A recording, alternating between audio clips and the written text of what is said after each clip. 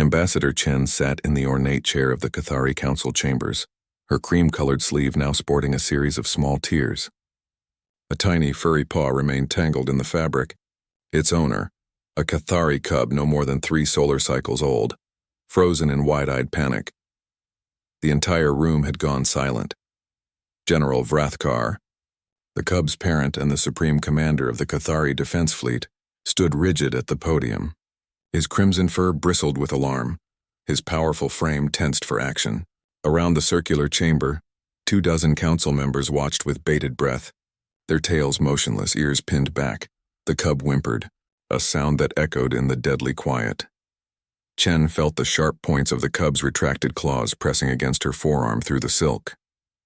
One wrong move and those claws would extend fully, a natural defense response that would shred her sleeve and likely her skin. She'd read the xenobiology reports. Cathari cubs, when frightened, could inflict serious damage despite their size. Ambassador, Vrathkar's voice was carefully controlled, but Chen heard the undertone of distress. Please remain still. I will extract Kira immediately. Chen met his amber eyes and gave the smallest shake of her head. With respect, General, sudden movement will frighten her further. She is my daughter. I know, and I am sitting perfectly still. Chen interrupted gently. Let's give her a moment. The murmurs began then, rippling through the council. The Cathari were predators, apex hunters whose warrior culture had dominated this sector for millennia. They prized strength, decisiveness, swift action. The concept of passive patience was alien to them. Chen could feel Kira's rapid heartbeat through the trembling paw. The cub had wandered from the visitors' gallery during a recess, curious about the strange, soft alien with no fur and blunt claws. She'd reached out to touch Chen's sleeve and got entangled in the delicate weave. Your prey drive, Counselor Shenra hissed from across the chamber. The human is triggering it. Every second she remains still, Kira's instincts will tell her to strike, another counselor finished. The ambassador should move away now. Chen didn't move. She barely breathed. She could see it in their faces, the confusion, the concern, the complete inability to comprehend why any creature would willingly remain vulnerable. To the Cathari, stillness meant submission or death. But Chen understood something they didn't. She understood patience. In her peripheral vision, she watched Kira's ears twitch. The cub's breathing was slowing, becoming less ragged.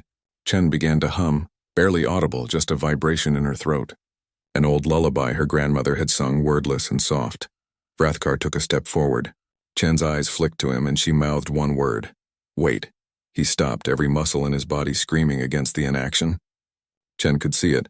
The general's mind calculating angles, approach vectors, how quickly he could snatch his daughter to safety. His claws were already extended.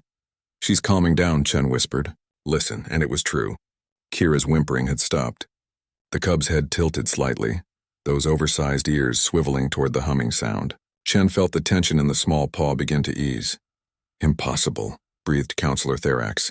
The human should be triggering aggressive response. Prey that doesn't flee should be. We're not prey, Chen said quietly, never taking her eyes off Kira. We're just patient. She continued humming. Minutes passed. The council remained frozen, watching this bizarre tableau. A human sitting perfectly still while a Cathari cub, one of the galaxy's most dangerous juvenile predators, remained tangled in her clothing. Slowly, carefully, Kira began to explore with her free paw. She patted Chen's arm, curious now instead of frightened. Her claws remained retracted. She made a small chirping sound, the Cathari equivalent of a question. Chen smiled. Yes, little one. It's okay. Take your time. The cub tugged experimentally at her caught paw. The fabric held. She tugged again, then looked up at Chen with those enormous golden eyes.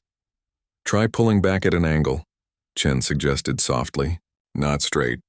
To the left, Kira's ears twitched. Could she understand tone if not words? The cub tried again, this time angling her paw as Chen had indicated. One claw came free, then another. Vrathkar's breathing had become audible, short, controlled exhales that betrayed his barely contained need to act. Chen caught his gaze again and gave him the smallest nod of reassurance. With a final gentle tug, Kira pulled her paw free. She sat back on her haunches, examining her paw with intense concentration, then looked at Chen. The cub chirped again, louder, more confident, and then bounded across the floor to her father. Hrothgar swept Kira into his arms, checking her over with swift efficiency. Satisfied she was unharmed, he looked at Chen with an expression she couldn't quite read. The silence in the chamber had transformed. It was no longer tense, it was stunned. Chen stood, brushing at her torn sleeve with a rueful smile. "I apologize for the disruption, counselors. Where were we?" "You—" Counselor Shenra struggled for words. "You remained still, while in reach of a cub's claws. For over 5 minutes, yes, why?" Chen considered the question. How could she explain humanity's greatest weapon? Not their technology, not their aggression, but their capacity for patience, their ability to endure discomfort, to wait, to outlast. "Because moving would have made it worse," she said simply. "Sometimes the strongest action is inaction. Sometimes the bravest thing you can do is sit still and trust that a frightened child will find her way free." Hrothgar approached, Kira now calm in his arms. He performed the Cathari gesture of profound respect, a bow with both hands over his heart. "In our culture," he said quietly, "we teach our young to be swift, to be strong, to never show weakness. But you have shown us something we never considered. There is strength in stillness, power in patience."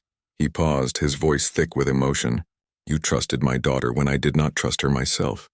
You gave her the chance to save herself," Chen smiled. "That's what humans do, General. We wait, we endure, and we believe that even the smallest among us can find their own way, if we just give them the time and space to try." Kira chirped and reached out a paw toward Chen, claws carefully retracted. The Cathari Council voted unanimously to approve the Human Alliance Treaty that day. In the margins of the official record, Councillor Therax noted, "Perhaps these humans are not prey after all. Perhaps they are something far more dangerous. They are patient." And in the quiet moments before the signing ceremony, while ambassadors and councillors mingled, Kira curled up in Chen's lap and purred. Chen sat perfectly still, one hand gently stroking the cub's soft fur, and smiled. Sometimes, humanity's greatest victories came not from weapons or words, but from the simple act of sitting still while a frightened child found her courage.